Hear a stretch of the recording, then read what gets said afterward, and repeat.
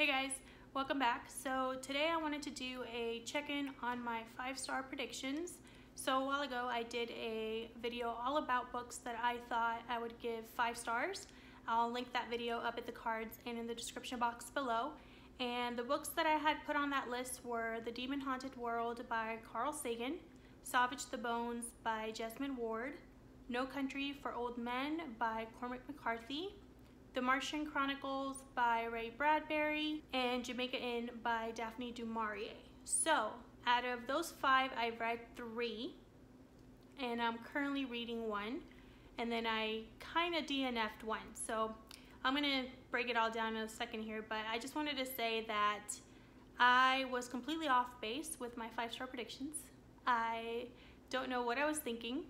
That just goes to show that you can't really judge a book by its cover or by its author, because a lot of these books that I chose were because either I really loved the author or I loved other books that they had written in the past, and so I had really high expectations for these books, and I've been let down pretty much consistently.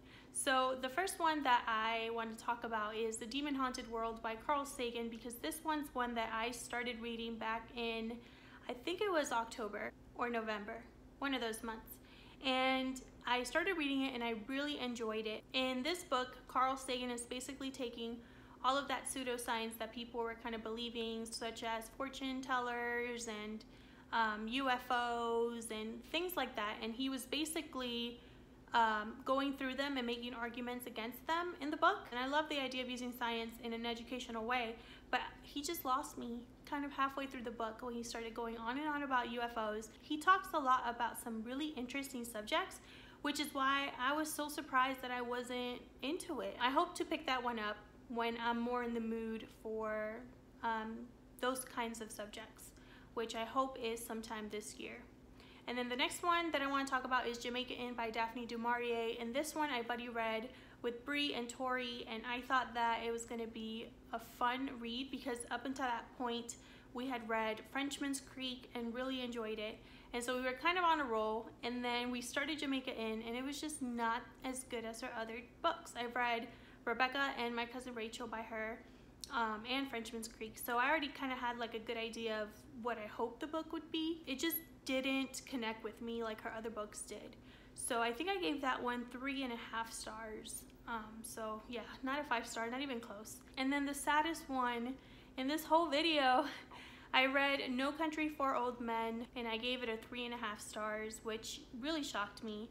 I have so many feelings about this book. In fact, I was actually like vlogging the weekend that I was reading it, and I had just finished it, and I kind of shared my initial thoughts, and it was a rambling mess, which is why you haven't seen that video.